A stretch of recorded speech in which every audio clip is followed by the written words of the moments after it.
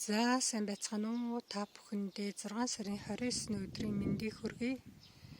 За өчигдөр нөгөө таналт хийсэн мөлхөж ургадаг хулуу маань би бол сайгаад уйчихсан байгаа. Ийм гоё вэ. Хараа навчин ингээ гоё сарваагаад маш гоё юм сайхан ургаж байна. Таналт бол ингээд навч ийм гоё байна гэдэг чинь таналт маш амжилттай болсон гэсэн үг. Тийм учраас ийм гоё байгаа.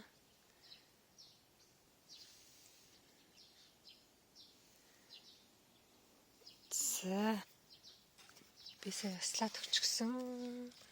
За энэ өглөө болохоор энэ хулуу ингээд цэцгэнд илбээлнэ. Өдөр болохоор хумигдчихтэй. Энэ болохоор хараа нэг төхөөртэй эр цэцэг байна. Энэ хар хорхоо нисэж ирж энэ шар цэцгэнд ир суух айгуу дуртай энэ хар хорхоо. Одоо ингээ хумигдчихна, нар гараад ингээд ирэхээр үд дунд болоод ирэхээр ингээд хумигдаад тэгээд өглөө болохоор дэлбэлнэ хөөхөн. За би одоо эм цэцэг гарсан холоо харуулаадах та нарт тэнцээ нэг боталж ургадаг холоонд эм цэцэг гарсан байлаа. За тэрийг харуулъя. Энэ шар дээр навчин хаагаад байх нь уу те.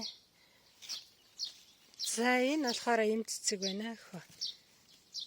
Ингээд хараа 6 төхөөртэй ийм цэцэг. За энэ цэцэг нь болохоор хараа ингээд доороо хулуунд гараад ирчихсэн. Ингээд ийм цэцэг нь одоо ингээд нар гараад ирэхээр хумигдчихна. Энэ хулууны ийм цэцэг нь болохоор ингээд хараа хулуунд гараад ирээд энэ бол цэцгэнд дэлбэлэг байгааз ингээд одоо энэ ингээ хулуунд гараад ирэхээр ингээ цэцгэнд дэлбэлнэ. Гараад ирсэн дараа нэг иймэрхүү болоод ирэхээр маргааш өглөө энэ бол дэлбэлэх байх.